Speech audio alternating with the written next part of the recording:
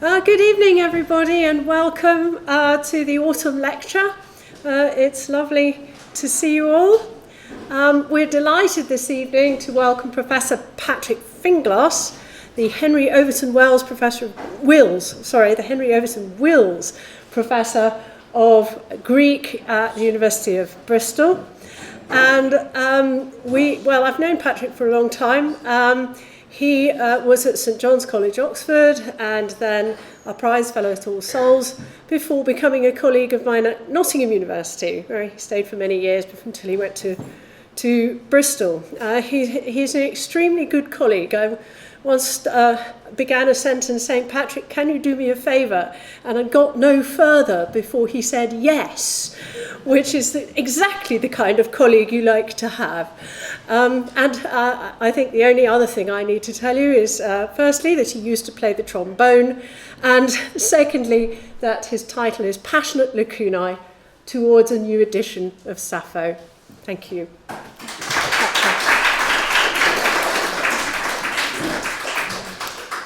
Judith, thank you very much for that extremely kind introduction. I'm sure you must have got me confused with someone else in your memory regarding that conversation. It's not the first time that Judith has introduced me to give a lecture, because the first time was actually when I gave my job talk in Nottingham in February 2006, all those years ago.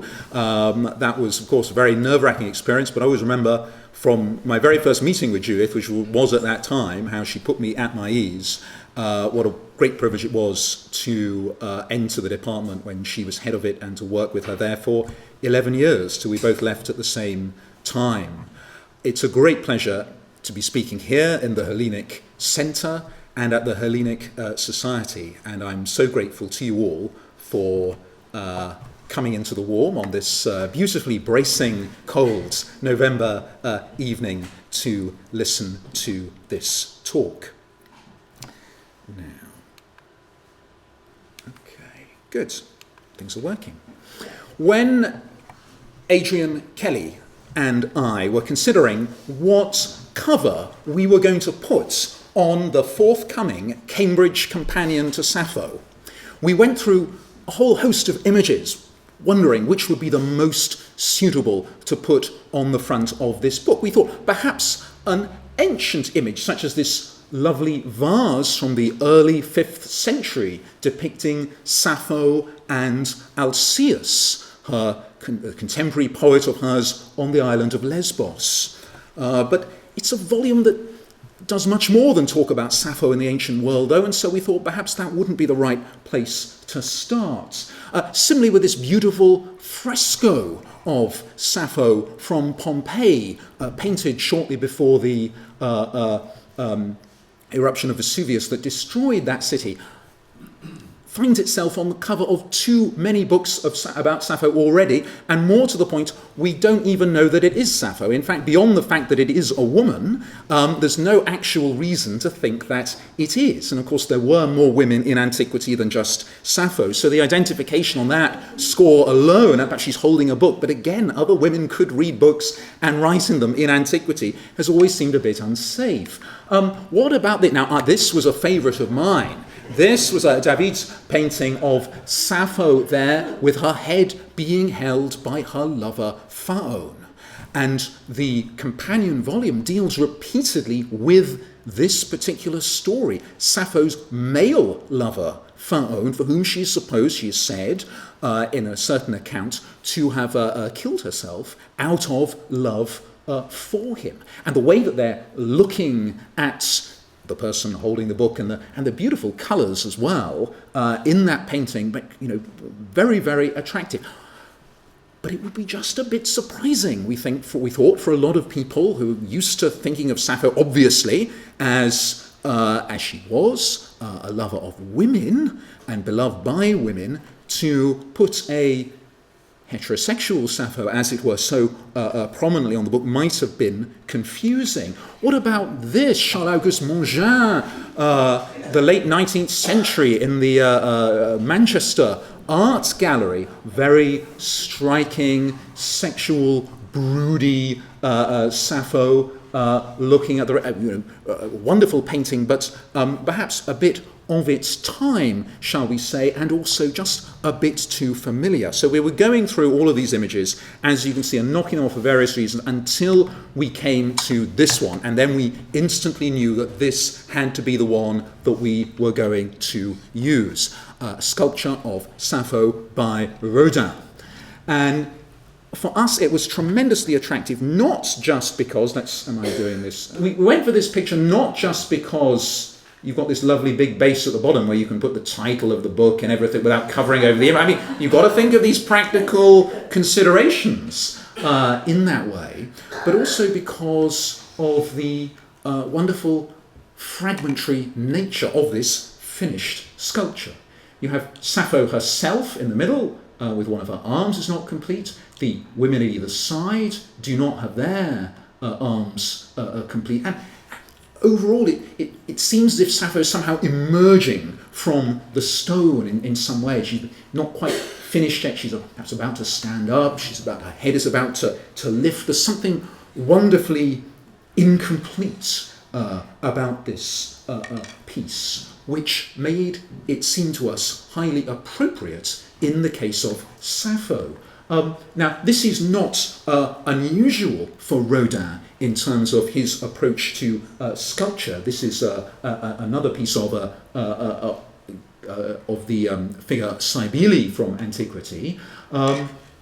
But many of his sculptures have this deliberate fragmentary nature, which people found so entrancing when they were first created, and which has ensured that they have remained popular ever since. Now, Rodin is one of his influences in creating this type of sculpture were various sculptures by Michelangelo left unfinished. This is one of St. Matthew that we know that Rodin had seen and taken notes at. And we can see with something like that how the influence that it had on a piece like that. There's another reason, though, for preferring this sculpture, which is the fact that this sculpture is unfortunately lost. It was created in the early 20th century and bought by a collector in Germany who was Jewish and fled Germany for France. His property was later confiscated, and the last that we know of this sculpture is it being taken by the Nazi looting agency in 1942, and at that point it seems to disappear completely. So this is a powerful and moving fragmentary sculpture which is now lost, of an author who is today known to a great degree for being an author whom we have lost and who survives only in fragments.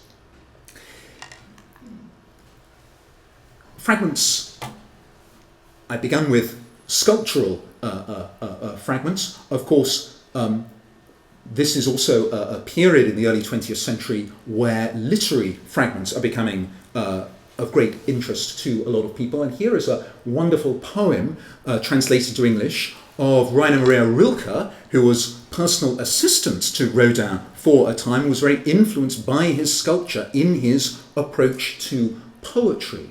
And in this translation, you can see how Rilke has been influenced by some torso, perhaps created by Rodin himself, and regarding it as this artistic whole, which nevertheless, even though the torso has no face, is able to speak to the viewer.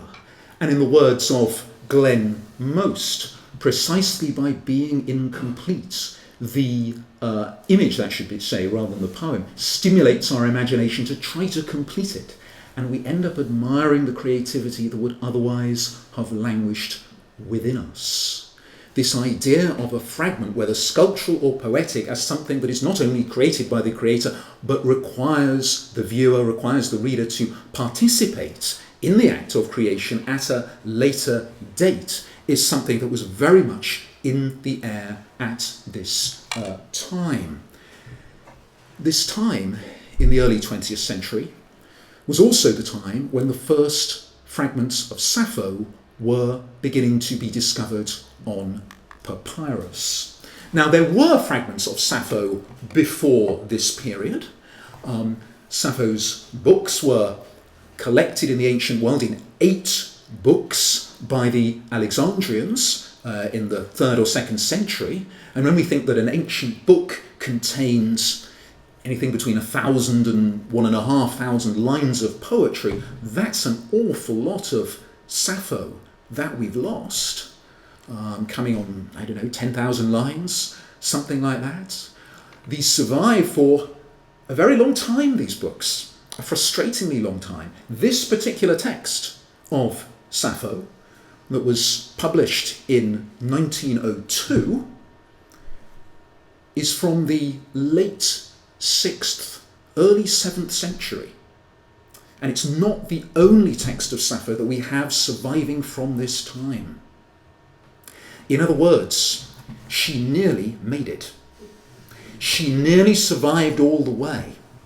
I mean, the lost plays of Sophocles, okay, they're lost by, 3rd century, basically, certainly by the 4th.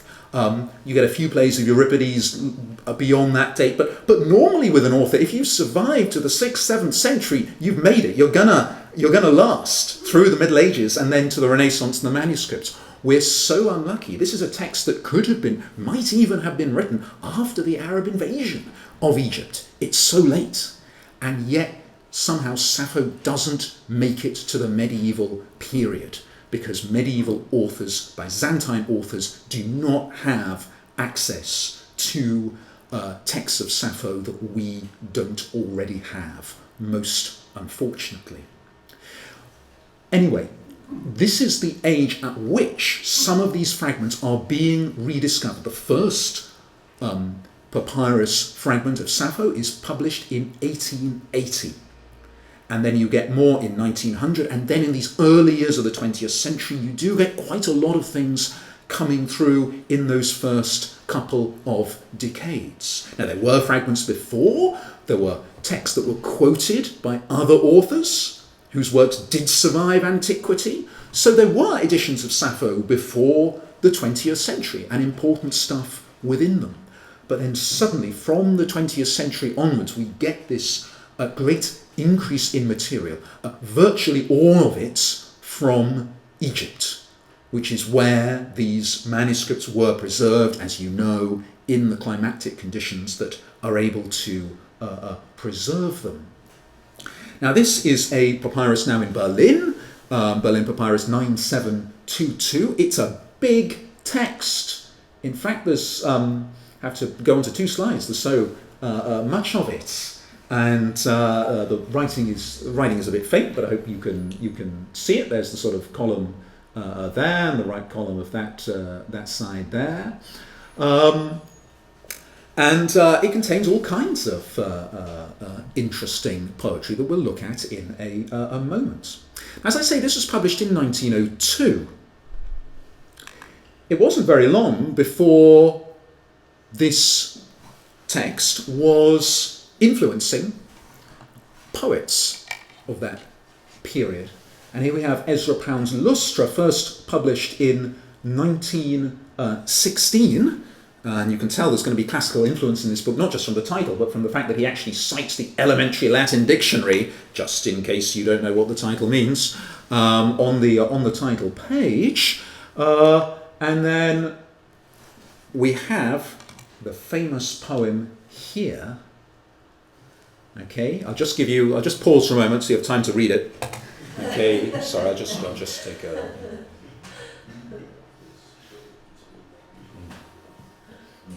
Okay. I hate lecturers who, they come to a great poem, they don't give the audience a chance to see what's going on.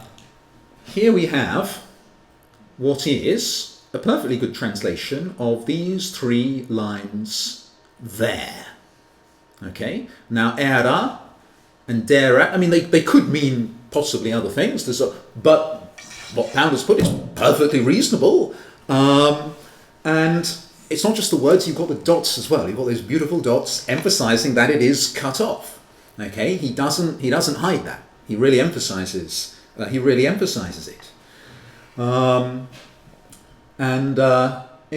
Fantastic. Here is the bit of papyrus itself, which is, well, I say papyrus, it's actually a parchment. Okay, so the title of the poem is, if I was being textual critic on this, okay, you'd have to cross out papyrus and write parchment. But okay, well, let's just forgive Ezra for that. You can just see here, I'm hoping, okay, in fact, let's go on to the next slide where I've put it in bigger type, and you might be able to see, hopefully, a bit of gongola there. Can you see that? Can you see that? And up here, that we've got a row, dera, we've got an alpha, we've got a tau, and everything, and then there's the alpha here. So that is the text that's published, written in, 600, give or take, underground for all of that time, then discovered in the late 19th century, published in 1902, and then influencing Ezra Pound in his poem published in 1916. It's just this fascinating path of transmission in that way. It's not the only papyrus-related poem in Pound's collection. That he reprinted the collection the following year, 1917, and then he fiddles around with it, changes things, and adds things. And we have a poem here with the title Imero, I Desire. That should be a title, although it's printed in quite small. It's printing Greek often causes problems to Anglophone publishers. And here we have the text of that. And although there are dots there, the way that the lines are organised sort of suggests sort of gaps and absence and so on. And this stuff about Attis and everything, it's a bit free, but we've got here a reference to Attis and desire, okay, Imero, okay, with I desire and things. So this text here, this fragment is from the same parchment. Pound is not the only poet who is influenced by these new old poems of this period. Here we have another work to Attis influenced by that text that I just showed you by Richard Aldington, which doesn't emphasise the fragmentary nature quite as much as Pound's poem Papyrus, except that it does end here with the dots. And although it says after the manuscript, it's not pretending to be a word-for-word translation, but a lot of it does come out of the Greek. Aldington was, of course, the husband of H.D. Hilda Doolittle, one of the greatest of the Imagist poets, and in her various collections, this is Heliodora, I think this is 1924, she has a number of poems which are simply known by their fragment number in this way. Now, I mean, what we have here is not a translation of a Sappho poem, though it's influenced by fragments of Sappho, although we do have the epigraph with the dots, thou flittest to Andromeda. And when I saw that, I thought, I wonder, is there a reference here to this particular fragment where we've got a bit of flight, we've got you, and then we've got in the margin, there's a comment, this is written to Andromeda, and so on, and I thought, perhaps there's a link there. And then I did a bit of calculation, and I remember that this papyrus was published in 1951, and H.D.'s poem was from 1924. So I think I might have discovered a flaw in my argument there on chronological grounds, but this is what happens when you look at these papyri for a bit too long. Let's move, and I'm moving through those very, very quickly. This is not a talk about H.D. and those other poets, but if you want to hear more, I don't know if I've mentioned that next year we've got the Cambridge Companion to Sappho coming out. I don't know did I mention that? Well, let me just say, okay, well, in case I didn't, the Cambridge Companion to Sappho is going to have this on the, I think I did mention that. Yeah, okay, I did. But there's a great chapter by Reading colleagues Barbara Goff and Catherine Harlow on Sappho in the 20th century and beyond Anglophone receptions, which goes into much greater detail on these and other poets, their reactions to these fragments as they are being published. Now, I promised you in my talk, not just lacunae, not just the gaps, but towards a new edition of Sappho. There's a bit of it's a contradictory title. One doesn't associate passion with lacunae, and certainly not passion with editing, or indeed perhaps editors. But so I'm going to talk now for a bit about how editors of classical text at the same time that Rodin was engaging with fragmentary sculpture, the same time that the Imagist poets were engaging with fragmentary literature. What do you do as an editor of classical text when you are faced with these challenges? Well, here we have the first volume, published 1922, of the Loeb edition. I'm aiming for a pronunciation which is midway between the correct pronunciation Loeb, which is the Americans still say that is correct, and Loeb, which is how it tends to be pronounced in the UK, which I gather is wrong. So I'll try to hit between those two sounds for the benefit of any American colleagues listening, who after all do pronounce this word correctly. But anyway, in this edition, I mean, this is only 10 years after the Loeb edition gets going. Hugely important series, bringing classical text to a much wider range of people than before, with the text, with the translation, aiming to be scholarly, but also popular and discussed by authors like Virginia Woolf. This is more than your usual classical edition in terms of its reach. And this is by a guy called J.M. Edmonds. Now, he, despite not having an entry in the Oxford Dictionary of National Biography, as far as I could see, he's actually quite an interesting figure, because he is the person who came up with some of the famous epitaphs in the First World War, post-First World War period. The one that went the day well, and then the magnificent, when you go home, tell them of us and say, for your tomorrows, these gave their today. Now, this is one that you may know in a slightly different form, as you can see from that pillar, which is from the War Memorial in Westbury-upon-Trim, just north of the city of Bristol, where it's been amended to, for your tomorrow, we gave our today. And in fact, Edmonds had the both the great fortune that his wonderful epitaph was taken up and used, and is still used today, but also the misfortune to see it misquoted. And it was the misquotation that stuck. So the much more effective, I think, for your tomorrows, putting tomorrow into the plural, which is more striking, and you have the contrast between the plural tomorrows and the singular today. For your tomorrow, we gave our today, which to my mind is much less effective. So, and that makes it even worse to know that it's not only a misquotation, but a misquotation that makes your work slightly worse. Must have been frustrating for him. This, of course, is not at all irrelevant to the topic, because Edmonds was influenced by the famous epitaph of Simonides. O stranger, tell the Lacedaemonians that we lie here, obedient to their words. We can see how that would have been in Edmonds' mind, and would have been in the minds of people hearing this epitaph at memorial services. So this is someone who is more than capable of taking a classical text like this, and then, in his own creative way, coming up with something brilliant and new. This may not be the best quality to have in an editor of classical texts. And we might get a bit worried early on when he starts talking about how we've got a number of restorations, okay, they're mainly my own, far from being mere guesses, are only approximations to the truth. Okay, we've got a bit of back and forth. They're far from being mere guesses. Okay, that's the thing. Okay, well, not everyone was convinced by this, and I won't go through this in detail. But in the most devastating review that I've ever read, that wasn't by A.E. Houseman or one or two other modern scholars that I could mention, but I won't because this talk is being recorded and we're all friends. This is Edgar Lobel's review in the Classical Review for 1922 of his book, and it's difficult within the narrow compass of review to do justice to a book containing so many hundred novelties and so on. A possessor of a pair of eyes and able to discern what has often deceived or totally escaped the vision of the most expert decipherers working on the manuscript. Okay, let's just move on. Here we've got a passage. This is how the passage used to be written. Okay, now Edmonds has come along, and he's filled the whole thing in. Okay, that's great.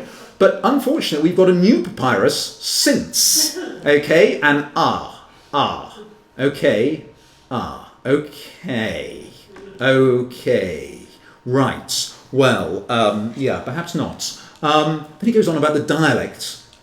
This is quite famous. He says he's invented a new dialect, not Aeolic, but Tribalian, taking the name from Aristophanes. And Lobel goes on to give the nature of this Tribalian dialect into which Edmonds has allegedly rendered Sappho. But then moving on to the end, and I put that in very big type because it's important, Lobel dismisses the idea of genuine enthusiasm for the authors he edits, shades of Houseman there, of course, but Lobel emphasises caution and common sense and a critical, especially a self-critical habit. Very important words there. When Lobel himself comes to produce an edition of Sappho 3 years later, 1925, there's a famous passage at the end where he talks about the caution which he has laid in handling a text that's fragmentary or corrupt. And he says, though it may appear pusillanimous to the more swashing spirits among classicists, he says he's not going to apologise, remembering that, a fool can throw a stone into the sea of Spain and all the wise men in the world not manage to get it out. In other words, once you have started filling in the blanks in your classical edition, it's quite difficult to unsee those things. Okay? And the editor has potentially a huge impact in how these texts are going to be read and understood by classicists, but by translators, by all kinds of people. So let's keep moving on. So just to take one example of Edmonds' thing, we've got, here's a poem, okay, when tempest raged, the mariner, blah-de-blah-de-blah. Here we see, look at all those brackets. Look at all those brackets. He's filled them in. And then over here, he's put EG ahead, okay, but there are no brackets there, and we've got pretty much his own composition. Now, in the later Loeb, done 60 years later, 1982, by David A. Campbell, which is a great work of scholarship, still very, very useful. Campbell, in his introduction, talks about Edmonds' excessive eagerness to fill the gaps. And when he does an edition of that poem, this is what we have. Okay? This is what we have. I'm going to move on because I'm comparing the two here. Here are the two translations. These are translations of the same text, can I emphasize? Okay? One of them, look at all those dots. Whereas, not many dots here. And you've got the EG, okay, and he says that in the preface he's doing reconstruction. But, it's very hard to unsee what has been reconstructed. And it's very easy then for this to be quoted by somebody else, and the caution disappears, and suddenly Edmonds is being presented as Sappho. So, to take another poem, this is a very famous one where Sappho is talking about, some people say that an army is what is the most beautiful thing, others say a navy or whatever, but I say it's what you love. And thankfully we do have that verse complete, so we don't need to worry that any of that is based on that actually Sappho preferred something else to what one loves. And no, that's all safe. Don't worry. That beautiful first verse. But as we get through this poem, okay, down here, wow, we've got look at this, we've got a lot of gaps. And so she's illustrating this proposition by talking about Helen, how Helen leaves her husband to go off with Menelaus. And then from that she transitions to talking about her own love for Anactoria, who's no longer with her. Now one could spend the whole day talking about this poem and everything in it. It's amazingly complex and beautiful at the same time. But I'm going to focus on this transition verse where you move from Helen to Anactoria. And look how he's restored it, all of these restorations. So, but Helen was laid astray by love to bestow her heart afar, for woman is ever easy to be bent when she thinks lightly of what is near and dear. See to it then that you remember us Anactoria, and so on. So Edmonds introduces all this about woman. Fairly, by the way, that's within brackets. It's within brackets. Okay, well, who knows? Perhaps he was right. This was Campbell's text. Okay? Again, he's not filling in the gaps at all. And there you've got the dots. You've got a much more responsible editor in that way. You've still got the beauty of the poem, but you're acknowledging what we don't know. Let's now look at a few translations and see how that... Now, this is an Oxford University Press translation. I mean, this is going to do it very, very... Ooh, wow. Okay, this is all very complete. There are no brackets here. Okay? And we've got a transition. She forgot them all. She could not remember. Likely straying aside, lost her way. So quite different from Edmonds with his emphasis on what a woman does. There's nothing specifically said about women according to this particular translator. Now here's, to my mind, a much better translation by Josephine Balmer, who was our great privilege at Bristol to have her speak at our Institute for Greece, Rome and the Classical Tradition earlier in the year. I think perhaps one or two people might even have been at that lecture. So it was a fascinating discussion. She was talking a bit about her Sappho edition. Came out in 1984 and spoke. She actually speaking how difficult it was to find a publisher for it in 1984 for a fragmentary text. Sounds extraordinary now, given the number of translations, but then it was actually quite difficult. And although this is not primarily intended for scholars, she is confronting readers of Sappho with the reality that we don't have that much Sappho, and having the confidence to leave the space, to put in the brackets, okay, which would have been much more controversial now than it is then than it is now. We'll come on to talk about that in a moment. And she herself, I've not attempted to fill in the gaps in the fragments unless absolutely necessary. Okay, she makes that clear to the reader early on. We're going to keep pressing on. This is a more recent translation, Rare and Lardinois. Here's the crucial verse. And you might remember, mind thinks, we didn't have that in Balmer's translation, which I now put side by side. And that's not because Rare and Lardinois have done an Edmonds and seen more on the empty papyrus than anyone else, but it's because we've had a new papyrus since then that came out in 2014 with the very famous papyrus with the new couple of poems, but we also have some more information about poems we've already got. And hence we have these two crucial words at the end. Noema, okay, mind. That's where Edmonds was talking about Tothelu, okay, about women. Okay, well, we now know that was a mere figment of his imagination. And yet that's crucially important to the poem, how Sappho makes that transition. And if you turn it to a point where Sappho is generalizing that women do this and whatever, that's a very, very different kind of poem from what we actually find here. Now, this here is Dirk Obbing's translation about how Aphrodite with unbending mind accomplishes easily, so referring back to Aphrodite. Martin West, in his translation, as he sees it slightly differently.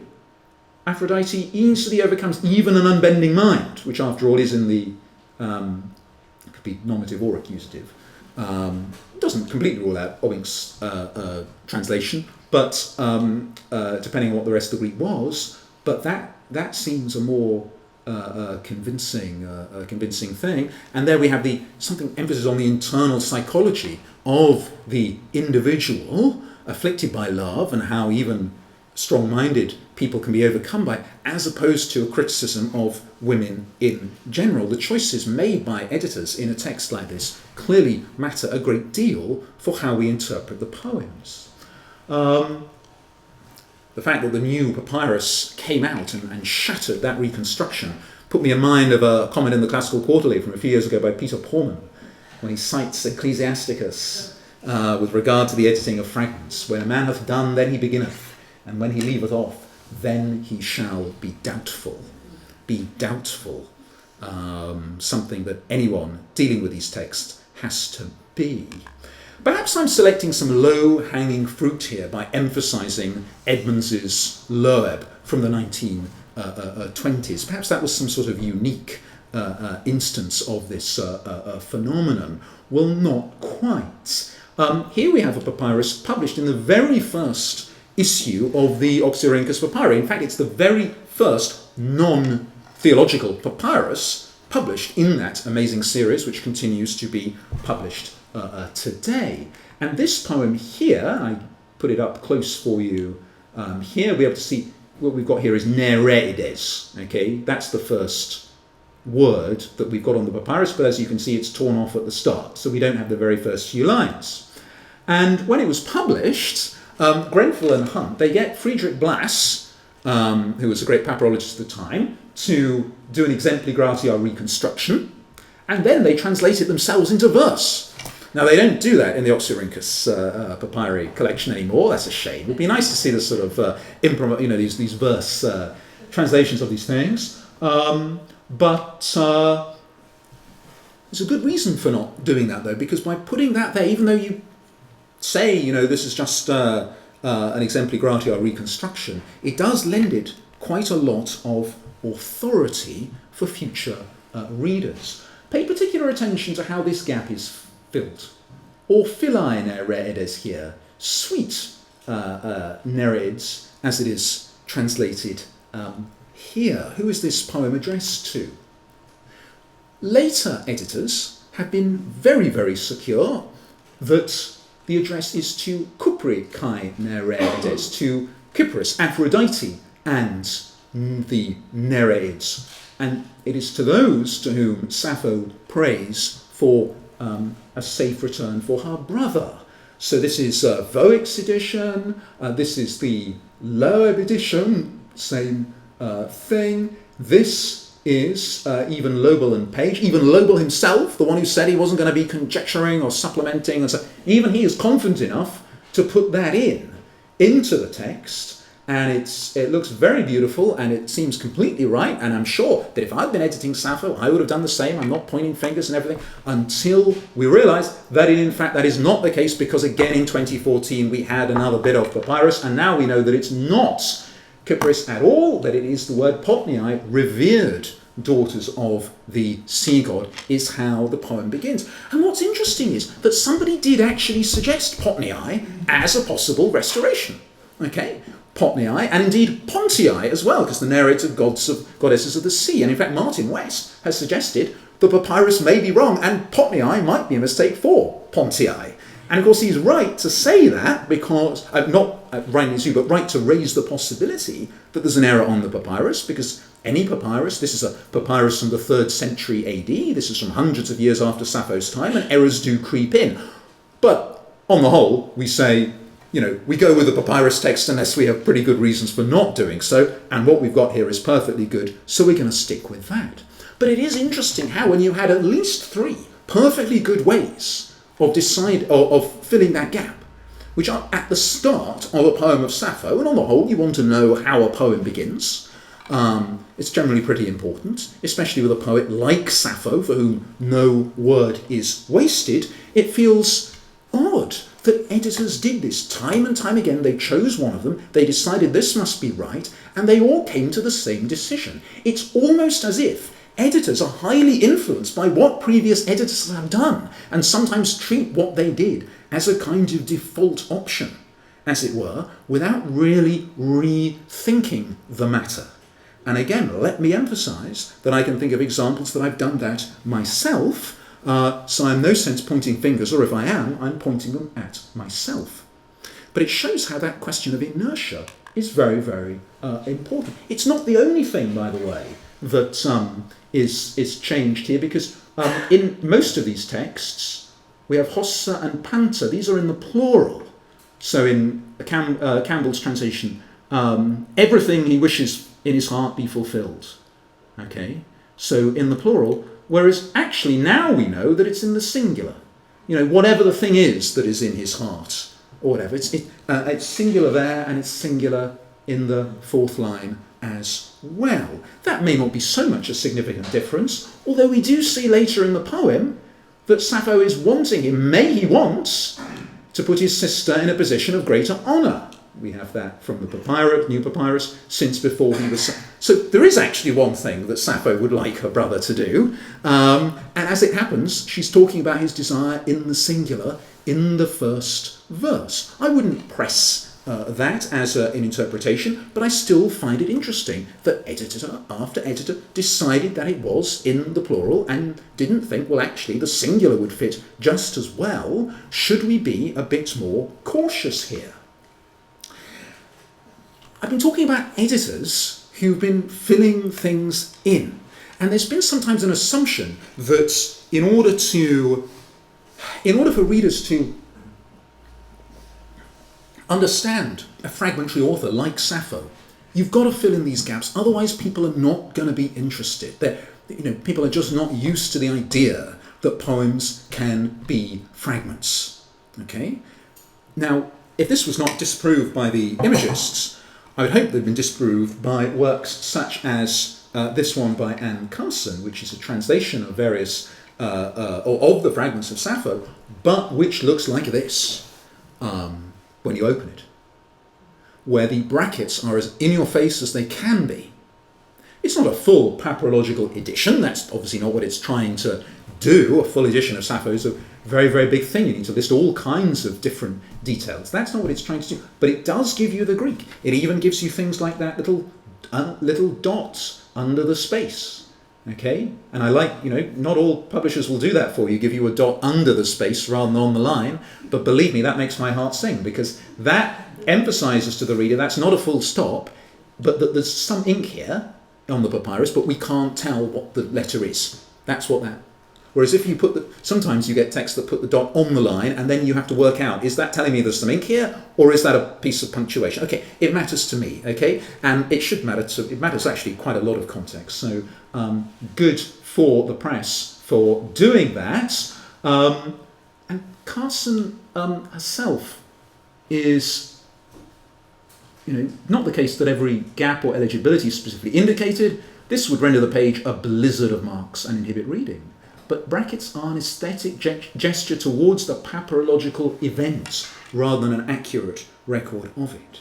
Now, this is a book that, to be frank, has sold more copies than most editions of Sappho, you would have to say, and I emphasise that because it shows that there is a market for this, that people are interested in this. They're interested in the very fragmentary nature of Sappho's poetry, and the fact that this haunting aesthetic value that this fragmentary nature holds. We see in a work like this sort of recalling what was going on earlier in the 20th century when these papyri were being discovered, and is bringing that sort of sense of a fragmentary nature to a much wider audience. There should be no I there. Sorry, that's my mistake to show the fallibility of scribes, okay, even using PowerPoint. Now, the most impressive,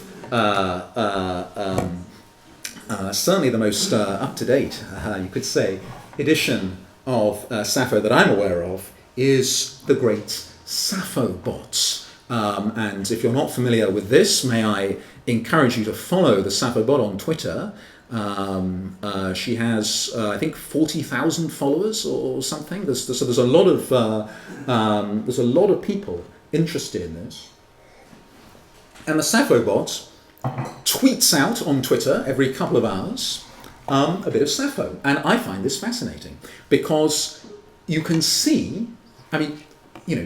Aside from reviews and whatever, and the occasional comment you might overhear people criticising your work or something, scholars, you just don't know how you're getting on in your work. It's very difficult to get actual genuine feedback in that way. But here, through the medium of Twitter, when the likes and the retweets come up, you can see straight away which are the fragments that people like and which they're not so keen. So Doom, that went down very well. With 108 likes and 39 retweets. That is doing very, very well. And that doesn't give you the number of what is not public on Twitter. By the way, if it seems like you're surprised I know all this, it's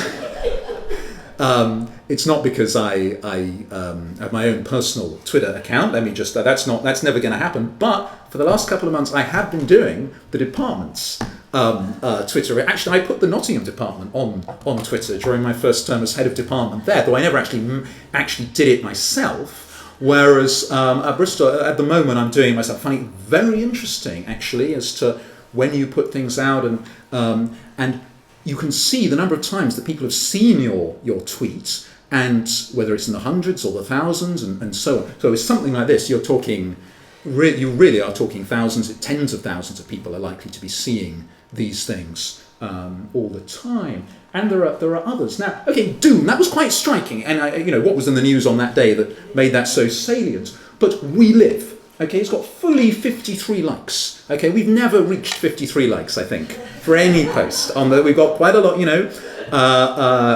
but 53 just for We Live. I'm tempted to try it myself. Just perhaps on the department, just put We Live with a bracket in front, and people. Obviously, I say that people would think you had lost your mind, but because it's coming from Sappho, because people are aware that it's from a fragmentary poem, it suddenly has all that meaning. It has the sense of, well, it's conjuring up that life of that woman at that time and her contemporaries. And what was that life? I mean, well, I'm doing literary criticism on the phrase "we live" just in front of you. Sorry, that's. I'm sure people come up with much better things to say than what I just did. But I'm just trying to get a sense of why that might resonate with people. Now, it's not even clear statements. They became for naught. I mean, what's going on there? Only 18. Okay, that not so good, Sappho. Okay, just perhaps Sappho should have filled in a bit more of the blanks there. And the Queen, that did well. That did well with 56 likes and so on. Now I'm looking at slightly longer fragments, okay? And here, I don't want to sound pedantic, but you'll already have spotted, I'm afraid the Sappho bot is out of date. But actually, there's a serious point to that. There's a serious point, which shows once you have made your restoration, and I must trace who was the first person actually to do it in a text. Certainly it's in Lobel page of 1955. It would have been suggested many years before that, but then when does it start? I mean, that would be the influential edition that really made sure that it was their sort of default option. And here we are, 2019. We know, thanks to we should have known that there were other options, that we shouldn't be putting that bracket in, but people kept doing it. And we've known for the last 5 years that it's wrong, that it's another beginning to the poem. And some people might say that's not very important. I would say, well, if getting the right words in a poem of Sappho is not important, then, to be honest, I think we should give up classics, which I'm not planning on doing anytime soon. If that's not important, then I don't know what is. If you're passionate about this subject and passionate about the ancient Greek world, you want to know as much of it as possible and to recover as much of it as possible. And the first word of a poem is very, very important. But will the correct text ever catch on? Or is it too late? The fact that SapphoBot has put that out there, actually, they don't have a postal address, so I'm not sure I can get this to them. And as I say, I'm not criticising anyway. That's what you would naturally do. And this is taken from Anne Carson's translation, which is taken from the best editions, and so on. If I was translating Sappho, I would have done exactly the same thing. I'm pointing out how editors, people like me, can have this very deleterious effect in how a poem or a poet is interpreted. Okay, looking for more recent ones. Yeah, some of the connected ones they do even better than the fragmentary ones. Though even then, that's fairly, the fact that it's nonsensical, I think, or doesn't fully make sense, makes it attractive in various. What about this one?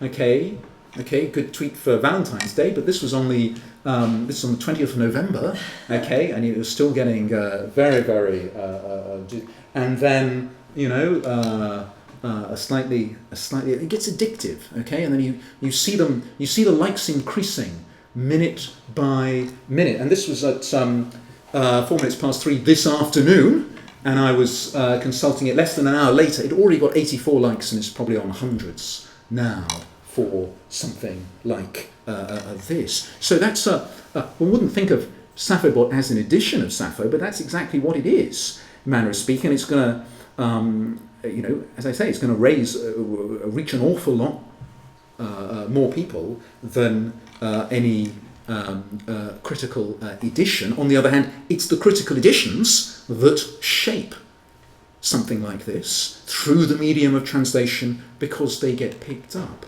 what can an editor learn from all of this, finally? So, firstly, you really, it sounds paradoxical. I did hear the other day, you hear all kinds of rumours, but this is not being recorded or anything, so I can obviously say. Somebody's saying that there might be a papyrus that someone thinks might be Stesichorus. I'm not sure. It's not very, very big, I think, and everything. But having edited Stesichorus coming out in 2014, you would think that it's a very precise emotional reaction, which I'd not had before to anything, because it's a pretty unique thing, and many of you are not likely to be in that position, so let me just explain what it's like. Of pleasure and pain, hearing that there might be a new text of an author of whom you have spent years of your life producing a critical edition. Okay, it's a very, very... I'm not sure my emotions have ever been so conflicted.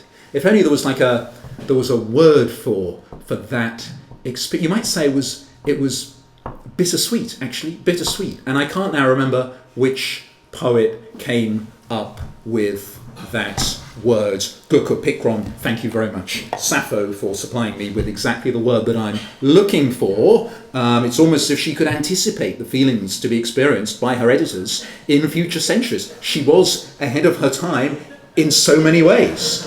But apart from that, obviously beware of supplements. Be very, very careful, and so on. And a supplement can start things off, as Lobel says in those words about throwing the stage. You get a sense now of what Lobel was getting at. I'm not sure Lobel was anticipating Sappho-bot, but although there is something Lobelian about Sappho with his very brief communications, because Lobel was known for very, very, non-wordy scholarship, shall we say. Okay, so in a sense he might have approved of Twitter, though it's hard to imagine him doing much tweeting himself. But once you've thrown that stone into the sea, okay, anyone can do it, but once you've done it, very difficult to get it out again. Once your supplement is in that text and it's been translated, then people will, and that will be Sappho. Readers are not spooked by fragments. People like fragments, and not just people like me, not just people who are interested in editing them, and so on. So that has implications for translators, but it has implications for editors too, because editing, like writing poetry, is a creative act to an extent, although on the other hand it is different, and it's important to remember which you are doing at any particular time. As someone who did do a bit of exempli gratia reconstruction of Stesichorus at the end of an article on one of his fragments, I made sure it was the end of an article, I highlighted his appendix, I said exempli gratia, I said this is not Stesichorus, but I still put it in because it was a bit of fun.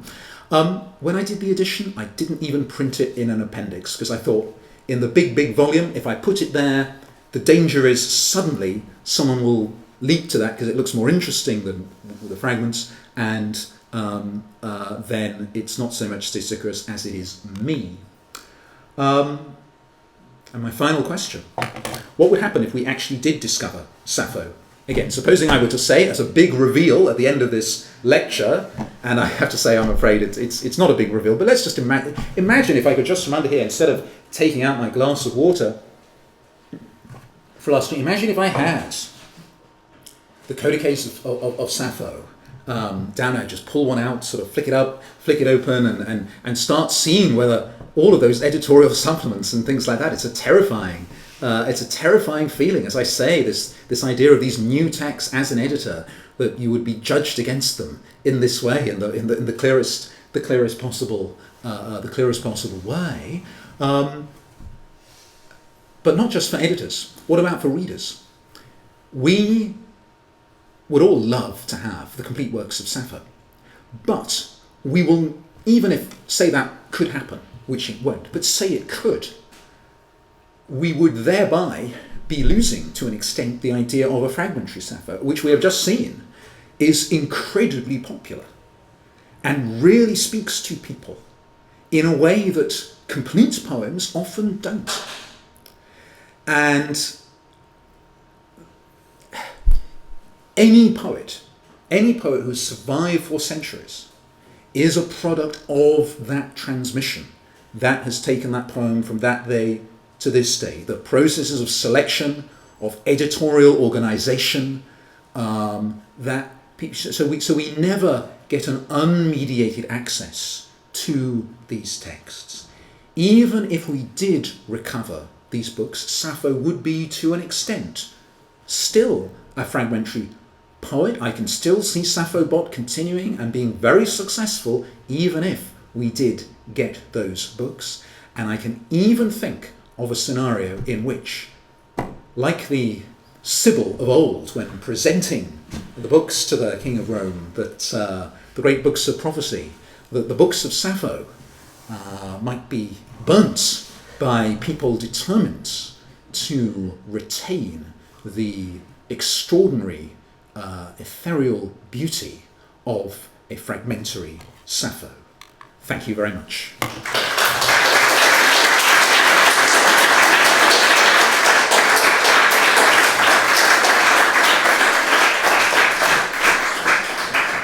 Well, thank you very much, Patrick. That was great.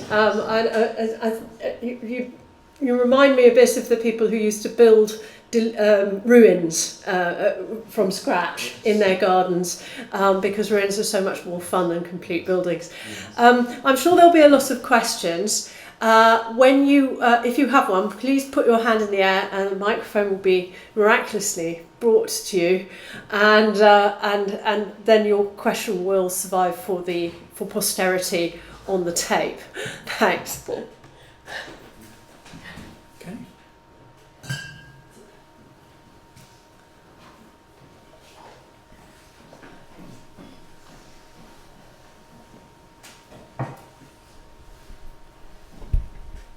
I find myself wondering very much, and perhaps how the 8 books were originally arranged, in what order, and I wonder what you've decided to do. In what order will you put them? Will you use the same order as L'Herbe or what? Well, that's a very big question. I'd refer you first to, there's a great chapter coming out on that, actually, in it was the Cambridge Companion to Sappho, actually. Again, I don't know, by Lucia Prauscello, who's a wonderful chapter on the Alexandrian edition of Sappho and how that was constructed, the number of books, which, if I'm getting the right way around, was 9 and not 8. I think she argues for that convincingly. Sorry, Lucia, if I've mixed that up and made my own mistake, but I think it's just 9 rather than 8 in the thing. And in terms of the organisation in any future edition, that is going to be tricky, because in certain cases we do know where things came as a result of papyri and so on, and other evidence, but then you have fragments where we really don't know where they came, and then it's a question of how you're going to organise them. In brief, I'll say a couple of sentences when I was faced with this problem with Stesichorus, because then I was able to apply certain principles to it, where you have a lot of long poems on individual myths. There you put things in the order that they happen in the poem, insofar as these can be reconstructed, and then put more interesting fragments ahead of less interesting ones. That might sound a very obvious thing to do, but you'd be surprised. I mean, there's the editions of Stesichorus's poem on Geryon, for instance, previous. They wait until the very final fragment to reveal that Geryon had 3 heads and wings and 6 feet, 6 legs, which is pretty important information if you're Heracles and you're going to fight against the figure Geryon. You want to know that at an early stage in the story rather than right at the end. So again, certainly there, a certain amount of editorial inertia can build up, and that people do what it was because that was what the last person did, and often these decisions were just taken on an ad hoc basis anyway, and then they become kind of canonized. So I think it's very important for editors to shake things up in that way. one of my great aims, if I ever do, I've no time for research at the moment because I've got all my administrative positions at the University of Bristol, which are very interesting, take up all my time. So I'm not doing this at the moment, but also with Pindar, with the poems of Pindar, which very famously begin in all editions with "Water is best, ariston men hudor." That phrase. Well, that's only the beginning of the Epinician odes of Pindar. And actually, in the ancient edition of Pindar, it began with the hymns. And we actually know the first lines of the first hymn of Pindar, that we don't have the rest. So I long to produce an edition of Pindar, which you open it up, and it won't say "water is best" on the front page. Be like, edition of, Dante that doesn't begin "Nel mezzo dicam di nostra vita." You got something else there. And yet that actually be a better beginning than the beginning of every Pindaric edition that we've ever had for the last 500 years. That really would be the case of an editor shaking things up, but not in an arbitrary way, in a way that actually is more in keeping with ancient practice. So as you can see, I'm very interested in precisely this thing, and I've been careful not to specify any particular instance in Sappho, because if I ever do an edition of Sappho, I want to make sure to leave myself maximum freedom of movements. Thank you. In 1973, John Sullivan wrote an editorial in which he said that the women's liberation movement had not been understood or taken up by classicists. How now do you think the history of the women's liberation movement might have shaped your thinking? Well, that's again an enormous question. You never said the question was going to be this hard. Okay, you promised me easy. You didn't say it was going to be so hard. That's a very, very big question. I suppose the instant reaction is that I raised. It caused me to raise my eyebrows when I saw Edmonds' restoration attacking women in the middle of that poem, fragment 16, and it made me think about how, certain ideas at that time might potentially influence an editor in terms of how he might fill in a gap of that nature. But the bigger question is one that I will dodge, because I think it would require not just an hour, but potentially a lifetime to explain. I think there's been it's obviously had a huge amount of impact in terms of how classics is done and understood in the modern period, and it was one couldn't get away from it. So it informs. It's there. It's in the bloodstream. So it's quite difficult to stand apart from it and imagine life without that thinking. So I think that's the best I can do on that one.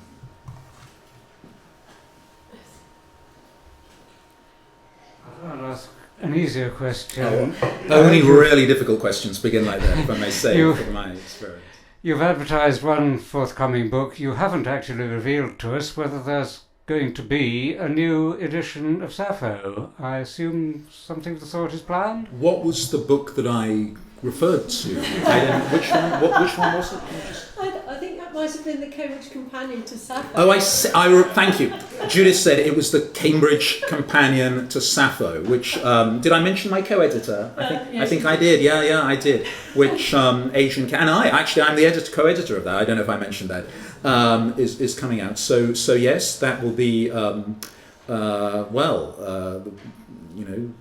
publishing sensation of 2020. I think, I don't want to set the bar too high, but not a result of anything that I've written, but of the wonderful contributions that are in that volume, which you'll all have to buy to see whether actually I chose the right picture on the front of the of the book. And you might want to buy multiple copies for your friends so they could also. Sorry, okay. So in addition to that, well, who knows? And I'm very careful.